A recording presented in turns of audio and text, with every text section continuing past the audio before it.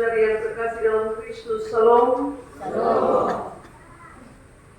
Saudara-saudari mempelai, saksi orang tua dan keluarga, kita sering memetaforakan rumah tangga itu ibarat bangunan. Dan pada kesempatan yang lain kita juga mengibaratkan rumah tangga seperti perahu atau kapal. Dalam metafora yang demikian, mungkin kita sama-sama setuju bahwa baik dimetaforakan sebagai bangunan ataupun dimetaforakan sebagai perahu, setiap rumah tangga itu dibangun dan atau berlayar dengan dinamikanya masing-masing, dengan suka dan dukanya. Sebagai bangunan misalnya, dasar yang kuat itu akan sangat berpengaruh pada kekuatan seluruh bangunan yang nanti akan diuji saat badai itu datang. Sebab bagaimanapun dasar adalah penopang. Dan sebagai perahu, saudara-saudari, perahu dibuat bukan untuk menghias dermaga. Perahu dibuat untuk berlayar, dan dalam pelayaran itu dia akan berjumpa dengan tantangannya, entah di danau ataukah di lautan yang luas.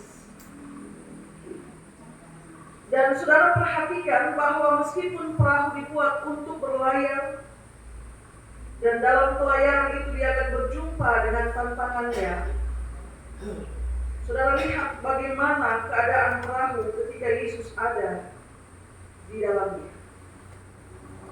Sesuai bacaan kita, saya merefleksikan beberapa hal berikut.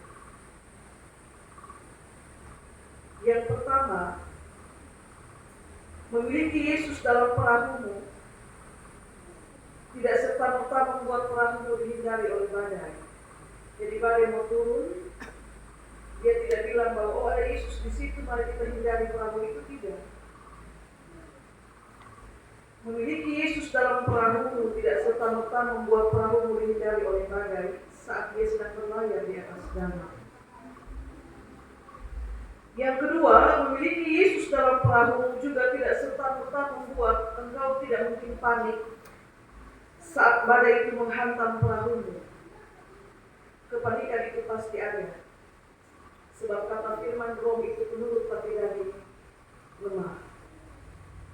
Beberapa orang percaya justru panik di situasi yang paling genting karena mereka berpikir Yesus tidak berbuat apa-apa. Lalu yang ketiga, memiliki Yesus dalam perahumu tidak serta-merta membuat engkau tidak memikirkan kebinasaan. Saya menulis kebinasaan sebagai kematian sesuai konteks bacaan. Mereka mencari Yesus dalam rasa takut yang besar, dan ketika mereka membangunkan dia, mereka mengatakan, guru, kita binasa.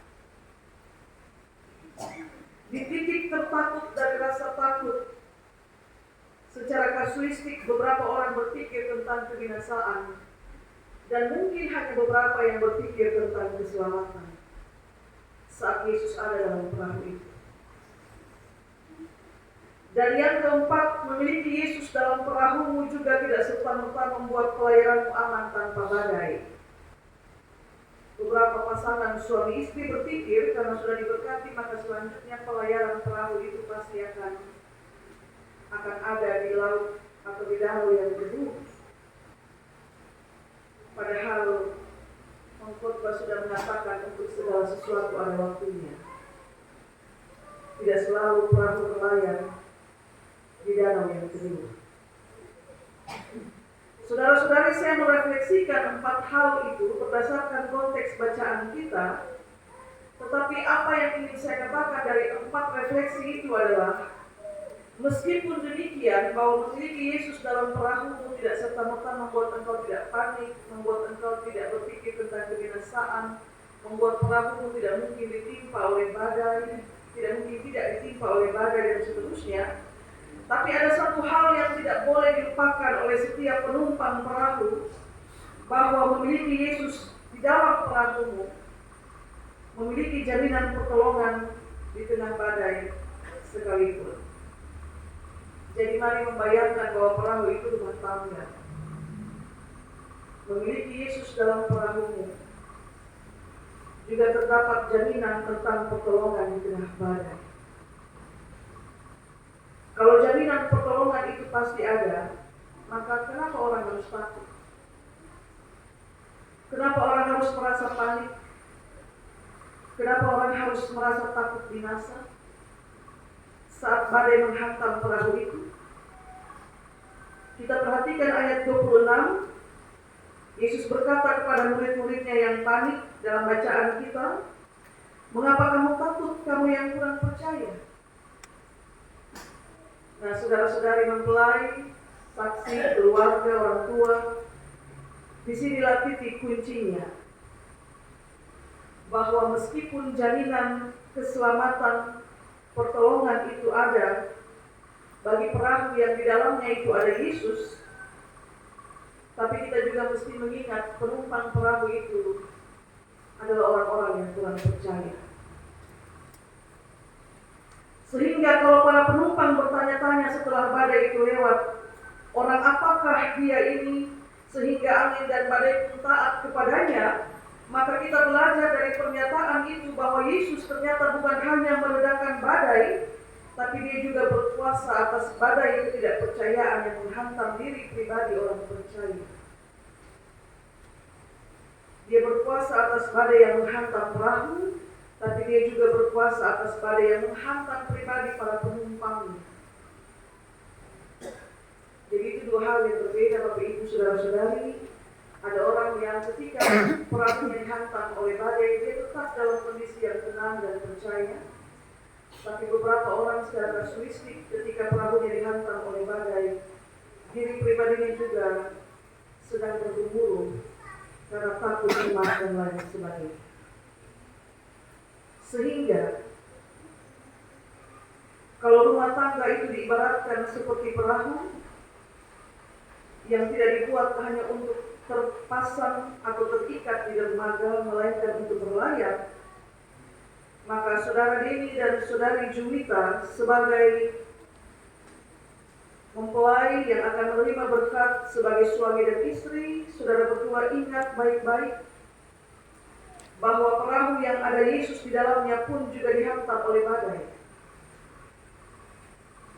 Itu artinya rumah tangga Kristen juga pasti akan mengalami pergumulan yang mungkin saja akan membuatmu panik, khawatir, bahkan takut binasa. Dan saya kira kedua mempelai belajar menghadapi badai bukan nanti saat menikah.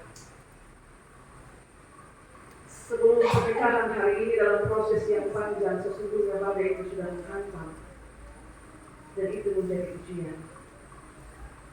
Dalam keadaan yang demikian, seperti bacaan kita terdengarlah suara Yesus berkata, "Kenapa kamu takut? Hai kamu orang yang kurang percaya." Lalu dia menghardik angin dan danau, dan seketika danau menjadi teduh sekali. Apakah keteduhan itu berlangsung seterusnya? Dalam cerita-cerita Injil, dalam pelayaran-pelayaran selanjutnya, badai juga masih akan datang. Tapi bersama Yesus di dalam perahu ada jaminan keselamatan. Karena itu sebagai gereja, kami mengucapkan selamat berlayar bersama dengan Tuhan Yesus kepada saudara Deni dan saudari Juwita. Selamat berjumpa dengan badai dalam pelayaran itu, tapi juga selamat menikmati keteduhan setelah badai itu diteduhkan oleh Yesus. Tuhan berkati kita dengan firman-Nya. Amin.